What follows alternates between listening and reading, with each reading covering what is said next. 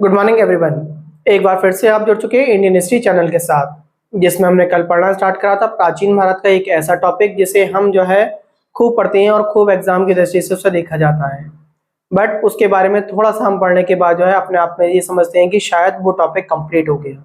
But ऐसे बहुत सारे क्वेश्चन उसमें बचे रह जाते हैं जो एग्जाम की दृष्टि से बहुत ज़्यादा इंपॉर्टेंट हो जाते हैं, जैसे आप पढ़ने से चूक जाते हैं। उनके बारे में हमने कल बात करी थी। हमने आपको बताया था कि कैसे कैसे वेदों में भी उन चीजों की जिन चीजों की चर्चा की गई है, वही चीजों की चर्चा अन्य धर्मों में वो बाद में बने उन धर्मों में उन्हीं बातों को अपने अपने शब्दों में बोल दिया गया। जिसमें हमने आपको बौद्ध धर्म पढ़ाया। बौद्ध धर्म के बाद अब हमने आपको अपना दूसरा टॉपिक स्टार्ट करा जैन धर्म के बारे में। कल हमने आपको जैन धर्म के बारे में पढ़ाया। हमने बताया जैन धर्म स्टार्ट करने वाले वास्तविक संस्थापक जिन्हें हम बोलते हैं महावीर स्वामी, उनसे पहले भी लोगों ने इसी धर्म के बारे में बहुत सारी बातों को बताया होगा।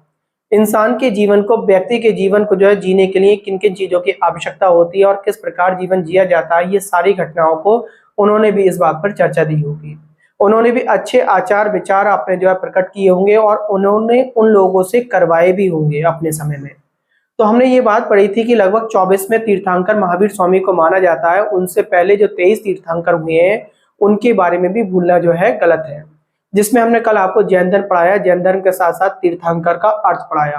तीर्थंकर का मतलब क्या है? तीर्थ मतलब हमने आपको बताया, तीर्थंकर का मतलब है अच्छे आचार विचार प्रकट करने वाला व्यक्ति, और उन्हें कराने वाला व्यक्ति जो होगा, तो तीर्थ प्लस कर दोनों को मिला के तीर्थंकर बोला हमने। जिसमें हमने चर्चा करी। हमने कल की वीडियो में पढ़ लिया, जैन धर्म के बारे में पढ़ना स्टार्ट करा था हमने। जैन धर्म के बारे में हमने सबसे पहले चर्चा करी। उसके बाद हमने तीर्थंकर के बारे में चर्चा करी कि तीर्थंकर शब्द का असली अर्थ क्या है। इसके बाद हमने बताया आपको कि पहले और 22वें तीर्थंकर की बात करी हमने कि ये वो तीर्थंकर हैं जिनकी ऋग्वेद में भी चर्चा करने को मिलती है हमें। किसी ने कल हमें कमेंट सेक्शन में इस बात को बोला कि सर पहले और 22वें तीर्थंकर की बात आपने ऋग्वेद में बताई, बट वो ये बात नहीं समझ पाए। वो उनका कहने का आशय ये था कि पहले और 22वें तीर्थंकर ये तो बहुत बाद में हुए हैं, तो ऋग्वेद में किस तरीके से जिक्र आया होगा। तो हमने ये बताया आपको कि ऋग्वेद में पहले और 22वें की जो चर्चा की गई है, पहले व्यक्ति जिनका ऋषभनाथ या आदिनाथ करके हम नाम पढ़ते हैं, ऋषभ देव करके बोलते हैं, वो भगवान विष्णु के अवतार बोले गए। और भगवान विष्णु के उस अवतार की चर्चा आपकी उसमें की गई है ऋग्वेद में। ऐसी सेम हमने 22 में अरिष्टनेमी बताया, और अरिष्टनेमी में हमने कहा था ये भगवान श्री कृष्ण के चचेरे भाई थे, तो उनकी चर्चा भी वेदों में की गई है। उन्हीं दोनों व्यक्तियों की चर्चा तो की गई है और उन्हीं दोनों व्यक्तियों ने अच्छी चीजों को बताया होगा, इसलिए जैन धर्म में उन व्यक्तियों के बारे में चर्चा की गई है, उन्हें पहला और 22वें के रूप में संज्ञा दी गई है। ये बात शायद अब आपको क्लियर हो गई होगी। उसके साथ साथ हमने कल आपको पढ़ाया, पहले हमने बता दिए थे, आपसे कहा कि पहले इसकी हमने जो पहले थे वो आपको बोल दिए थे हमने, ऋषभ देव बोल सकते हैं, आप ऋषभनाथ बोल सकते हैं, ऋषभ देव बोल सकते हैं, आदिनाथ बोल सकते हैं। इनके साथ साथ हमने इनके पुत्र के बारे में चर्चा करी, बाहुबली के बारे में कल चर्चा करी। हमने कहा बाहुबली की ही मूर्ति है जिसे हम गोमतेश्वर की मूर्ति बोलते हैं। हमने आपको ये भी बताया कहाँ पर है, कितनी ऊंचाई है, कितने फीट में है और कितने मीटर में है। उसके साथ साथ हमने बताया कि यहाँ पर एक त्योहार मनाया जाता है, उसका क्या नाम है और कितने वर्ष के पश्चात त्योहार मनाया जाता है, और उस त्योहार में किस तरीके से पूजा की जाती है। ये सारी बात हमने कल के वीडियो में अपने देखी।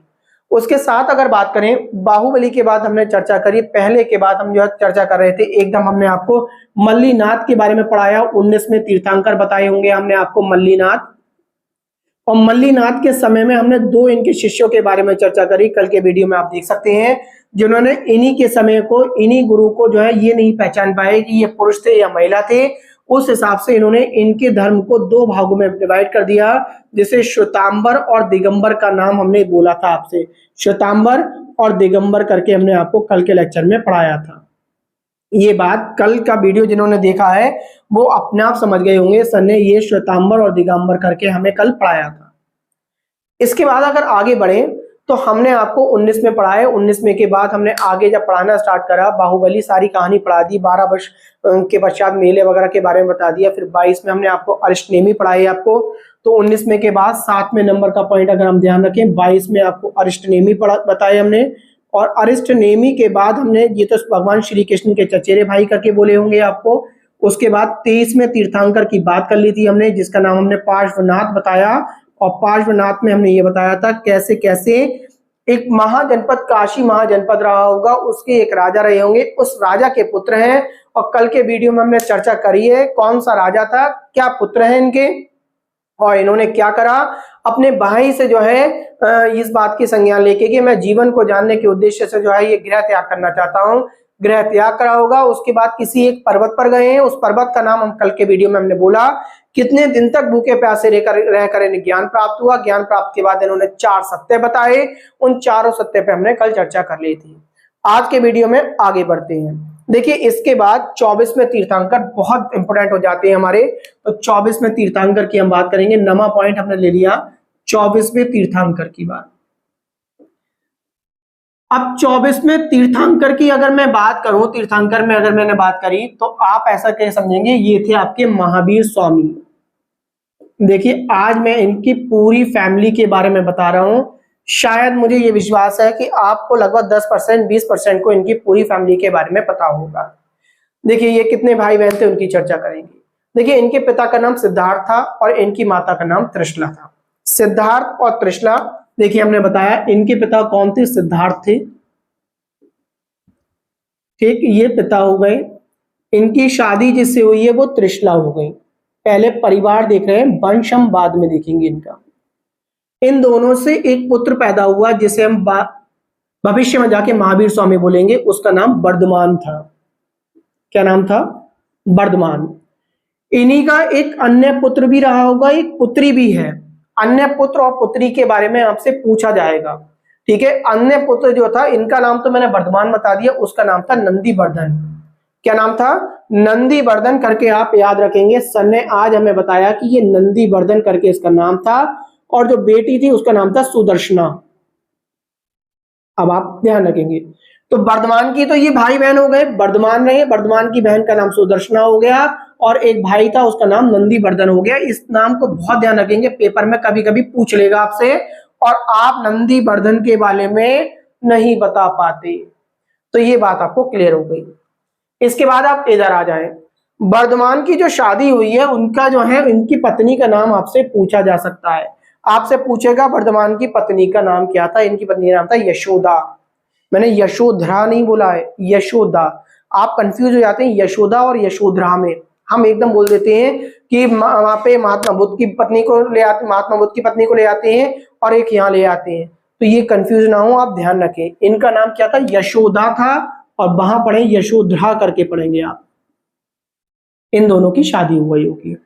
आगे की कहानी को हम आगे पढ़ेंगे, ध्यान से समझें। देखिए इनकी उम्र जब 30 वर्ष की हो गई होगी, इनकी उम्र कितनी, 30 वर्ष की। महावीर स्वामी के जन्म की बात कर लें तो महावीर स्वामी के जो पिता सिद्धार्थ थे वो वैशाली के राजा थे। कहाँ के थे, वैशाली का। इनका जन्म वैशाली में हुआ है, वैशाली में भी कहाँ पर, कुंड ग्राम में हुआ है, ठीक। किताबें इनके जन्म के बारे में क्या कहती हैं, जन्म की बात करी मैंने आपको, जन्म इनका वैशाली में हुआ है, वैशाली। वैशाली में भी अगर बात करें कुंडग्राम, और कुंडग्राम में अगर बात करें तो कि समय, कुछ किताबें 540 बीसी बोलती हैं तो कुछ किताबें 599 बीसी भी बोलती हैं, ये ध्यान रखना आप, ठीक। कंफ्यूजन में मत आना। 540 आपको अगर एमसीक्यू में नजर आ जाए तो 540, वरना 599, और दोनों आ जाए तो आप ये समझ लीजिए आपको 1 नंबर मिलना है, तो वो तो आपको 1 नंबर दिला के जाना चाहिए। इनके बचपन का नाम मैंने आपको वर्धमान बता दिया, वर्धमान इनके बचपन का नाम है, ठीक। बड़े हो जाएंगे तो इन्हें महावीर करके, महावीर स्वामी करके बोलेंगे हम। उसका कारण आज पता चलेगा हमें क्या कारण रहा था। देखिए समझिए ध्यान से, जब ये 30 वर्ष की आयु में आ गए होंगे, किसकी बात करी हमने, वर्धमान की। 30 वर्ष की अवस्था में, 30 वर्ष की आयु में इन्हें ना जीवन से ना बड़े परेशानियां लगने लगी कि जीवन क्या है, जीवन को जानना बहुत जरूरी है। 3 वर्ष की आयु में जीवन जानने के उद्देश्य में, जीवन को जानने के उद्देश्य से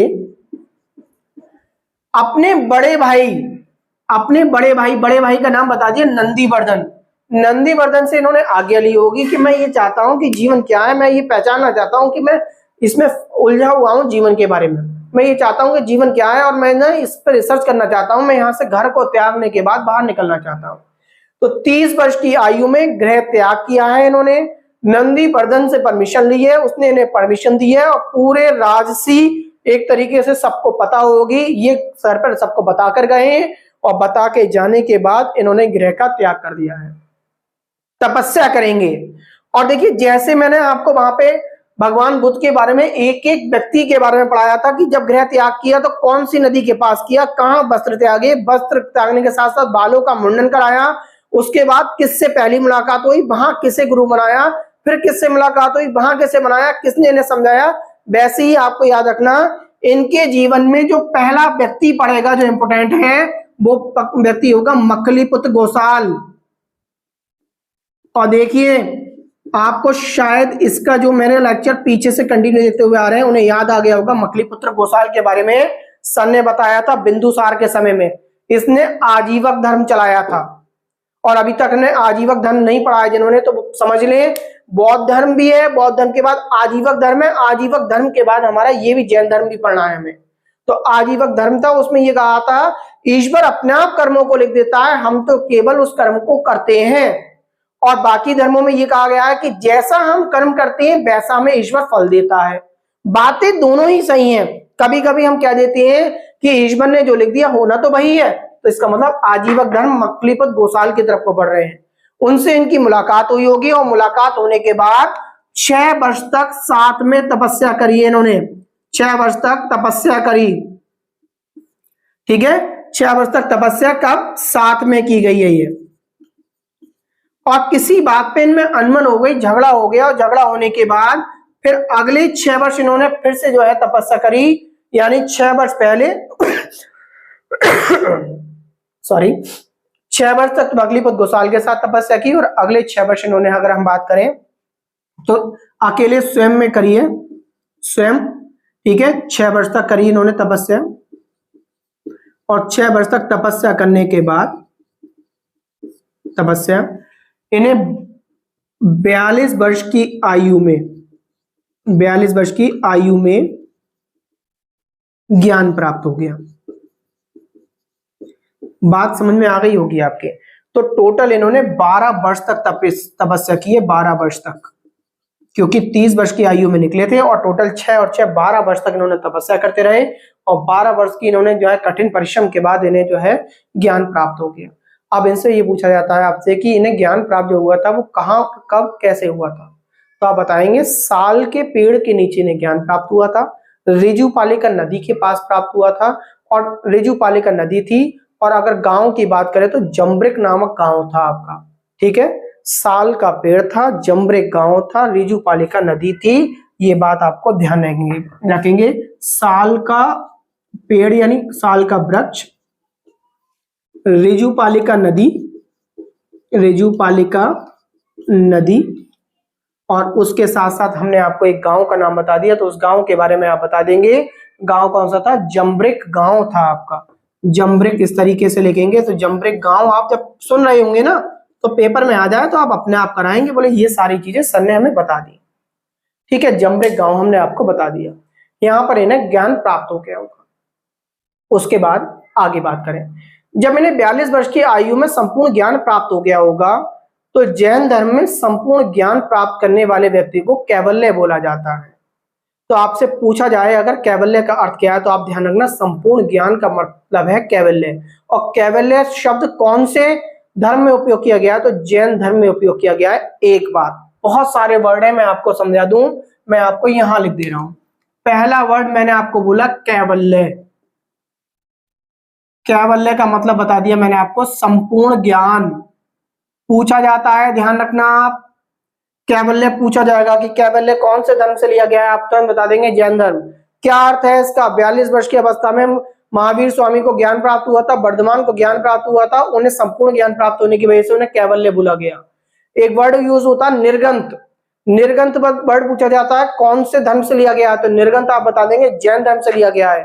और निर्गंत का मतलब है जो बंधन में ना हो, तो इसे भी आप लिख लें निर्गंत। किस सन ने बताया था निर्गंत के बारे में? निर्गंत। और निर्गंत का मतलब क्या है? निर्गंत का मतलब है आपका जो बंधन में ना हो, जो बंधन में ना हो।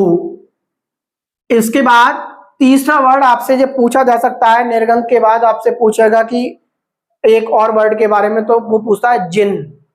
जिन वैसे संस्कृत का शब्द है, आप ध्यान रखना, इसे उपयोग किया गया है जैन धर्म में। तो जिन के बारे में पूछे तो आप बता देंगे इंद्रियों पर विजय प्राप्त करने वाले को जिन बोला जाता है। ये बहुत पूछा जाता है, हिंदी पर में भी पूछ ले अगर आपसे तो तुरंत बता देंगे जिन। जिन रियल में संस्कृत का वर्ड है, सर ने हमारे बताया था, और सर ने बताया था जिन का अर्थ क्या है, जो इंद्रियों पर विजय प्राप्त कर ले, इंद्रियों पर विजय प्राप्त करने वाला, इंद्रियों पर विजय प्राप्त करने वाला। तो ये शब्द मैंने आपके लिए क्यों लिए, क्योंकि यहाँ एक कैवल्य वर्ड आ गया। कैवल्य वर्ड कब यूज किया गया है, जब स्वामी को, महावीर स्वामी को संपूर्ण ज्ञान प्राप्त हो गया था, तब कैवल्य बोला गया। और कैवल्य के साथ में कुछ वर्ड्स ऐसे हैं जो बहुत पूछे जाते हैं, जैसे निर्गंत बताया हमने आपको, जिन बताया, जिनके साथ साथ अर्हत पूछ लेता है कभी कभी। एक वर्ड और ध्यान आ गया, अर्हत। बहुत सारे वर्ड हैं। अर्हत, अर्हत का मतलब पूछ लेगा आपसे, और कौन से धर्म में है, तो जैन धर्म में इसका अर्थ होता है योग्य। तो हमने अब तक कई सारे तीर्थंकरों के बारे में पढ़ लिया, आज इनकी जन्म तक की और कहानी वहां तक की पढ़ ली, कैसे कैसे इन्हें ज्ञान प्राप्त हुआ। कल को हम इनके बारे में बहुत सारी चीजें और पढ़ेंगे, केवल महावीर स्वामी के बारे में पढ़ेंगे, अभी अभी इनकी बहन के बारे में, कैसे कैसे इनके एक दामाद के बारे में भी पढ़ेंगे अभी हम। ठीक है, इनके दामाद के बारे में पढ़ेंगे, दामाद कौन था, किससे शादी हुई थी, ये मैंने आपको नक्शा बना दिया। कल इस नक्शे के बारे में ही अगर आपको ध्यान रहेगा तो सारी चीजें क्लियर हो जाएंगी। देखिए, जैसे कि हमने पहले नंबर पर पढ़ाए थे आपको ऋषभ देव, तो ऋषभ देव के बारे में आपसे पूछ लेता है कि आप ऋषभ देव के बारे में ये बताइए कि इनका सिंबल क्या है, तो आप बता देंगे बैल या सांड इनका सिंबल है। आपसे पूछा जाता है इसलिए मैं आपको बता दे रहा हूं। तो बैल या सांड इनका सिंबल है। पहले नंबर पे ऋषभ देव पूछते हैं। दूसरे हमारे थे अजितनाथ। तो अजितनाथ के बारे में अगर पूछ ले, मैं यहां पर लिख दे रहा हूं, दूसरे नंबर के कौन से थे आपके, अजितनाथ थे। अजितनाथ, इनके बारे में पूछे तो गज मतलब हाथी इनका सिंबल है। इसके बाद अगर तीसरे नंबर का भी आपसे पूछ लेता है, कभी पहले मालूम पड़ गए, दूसरे आपके अजितनाथ मालूम पड़ गए, तीसरे नंबर के संभव नाथ थे। तो संभव नाथ के बारे में बात करें, या संभव देव लिख के आ सकता है कहीं, मैं आपको संभव नाथ लिख रहा हूं, संभव नाथ। तो इनके पूछ लेगा क्या है, तो आप बता देंगे तुरंत घोड़ा था इनका। ये प्रतीक भी साथ साथ छोटे छोटे हर एक लेक्चर में 2-2 3-3 वर्ड्स अगर पढ़ते जाओगे तो आपको याद होता जाएगा। उसके बाद जैसे कि अभी हमने आपको मल्लीनाथ बताए, तो मल्लीनाथ का अगर सिंबल पूछ ले तो आप बताएंगे कलश था इनका सिंबल। क्या था, कलश। तो कलश कहीं बना हुआ आ जाए तो तुरंत बता देना 19वें तीर्थंकर की बात हुई है, यहाँ पे मल्लीनाथ की बात हुई है, इनका सिंबल कलश रहा होगा। उसके बाद बात होती है हमारी 22वें की, जैसे मैंने 22 में आपको बताया क्या, अरिष्टनेमी। तो अरिष्टनेमी की बात पूछ ले तो आप बता देंगे शंख रहा था इनका। क्या था इनका, शंख। आप इसके बारे में भी बता देंगे। ठीक, तो 22 तक आपको क्लियर हो गए। 23वां लिखा हुआ है, 23वां भी मैं आपको बता दूं, इनका सिंबल अगर पूछ ले आपसे तो आप इनका बताएंगे सर्प का फन था, सांप का फन। ठीक, और 24 में जिनकी हम बात कर रहे हैं, किनकी बात कर रहे हैं, महावीर स्वामी की बात करी हमने, और महावीर स्वामी के बारे में आपसे पूछ ले तो तुरंत बता देना कि इनका सिंबल क्या था, सिंह था, यानी शेर। इतनी बात आपको क्लियर हो गई होगी। आज के वीडियो में हमने कई सारे पढ़ लिए, इसके बाद हमने क्या पढ़ा, हमने महावीर स्वामी की स्टोरी पढ़ ली। चलिए एक बात मैं चलते चलते बता दूं। देखिए, इनकी जो बहन थी महावीर स्वामी यानी वर्धमान की जो बहन थी, उनका नाम था सुदर्शना। सुदर्शना का एक पुत्र होगा, घटना आपको मैं बता दे रहा हूँ, सुदर्शना का एक पुत्र होगा, उसका नाम होगा जमाली। क्या नाम होगा, जमाली। और जमाली की शादी होगी। अभी हमने आपसे कहा था वर्धमान और यशोदा की शादी तक बता दी हमने। देखिए, इन दोनों से एक पुत्री होगी जिसका नाम अड़ोजा है, कहीं कहीं प्रियदर्शना भी लिखा हुआ है। अड़ोजा या प्रियदर्शना इनकी पुत्री का नाम। उसकी शादी जो होगी सुदर्शना के पुत्र से होगी। सुदर्शना का जो पुत्र है उसका नाम मैंने अभी अभी आपको बताया, उसका नाम था जमाली। तो जमाली से शादी होगी किसकी, अड़ोजा की। ये कहानी भी आप अपने आप समझ लेना, इस वजह से आपको ऐसे याद रखना है। सन ने जमाली जो बताया है वो किनका पुत्र है, पुत्र है सुदर्शना का। और सुदर्शना कौन है, इनकी लड़की है सिद्धार्थ की, और वर्धमान की बहन है। इस हिसाब से ये वर्धमान का भांजा हुआ। वर्धमान के भांजे से ही, महावीर स्वामी के भांजे से ही इनकी बेटी की शादी होगी। और बेटी की जो शादी होगी तो ये जो बन जाएगा इनका दामाद बन जाएगा। और दामाद बनने के साथ साथ यही इनका पहला शिष्य भी है, जिसकी हम कल चर्चा करेंगे, जमाली की। तो आप ध्यान रखना, जमाली इनका पहला शिष्य भी है और शिष्य के साथ साथ ये पहला आलोचक भी है। इनकी इन्हें आलोचनाएं भी करी हैं। तो वो कहानियां अभी हमें कल पढ़ने को रह गई हैं। महावीर स्वामी की बहुत सारी कहानी पढ़ने को रह गई हैं। आज वो कहानी हम इसलिए नहीं पढ़ा सकते आपको, क्योंकि ये सारी बातें मिक्सअप हो जाएंगी आपके, आप भूल जाएंगे। आज आपका क्या काम है, आप आज इनके परिवार के बारे में सही से याद कर लेंगे। माता पिता कौन थे, इनके भाई कौन था, इनकी बहन कौन थी, बहन से इनकी संतान हुई तो क्या नाम था, बहन की जो संतान थी उसका क्या नाम था, इनकी शादी किसके साथ में हुई, उससे इनकी एक पुत्री हुई, पुत्री का क्या नाम था, पुत्री की शादी कैसे हुई, और जिससे शादी हुई वो दामाद बन गया, और दामाद के साथ साथ वो इनका पहला शिष्य रहा होगा, पहले शिष्य के साथ साथ पहला आलोचक भी रहा होगा। उसके बाद इन सभी के सिंबल याद कर लेना आप, किसका क्या सिंबल है। उसके बाद जो तीन चार वर्ड मैंने लिखे हैं आपको, कैवल्य, जिन वगैरह या निर्गंथ, या इसके साथ साथ मैंने आहर्त बोला, इन सब का अर्थ याद कर लेंगे। आज के वीडियो में केवल इतना ही, कल के वीडियो में हम आपको इससे आगे की स्टोरी सुनाएंगे। आज के लिए इतना ही, धन्यवाद, नमस्कार।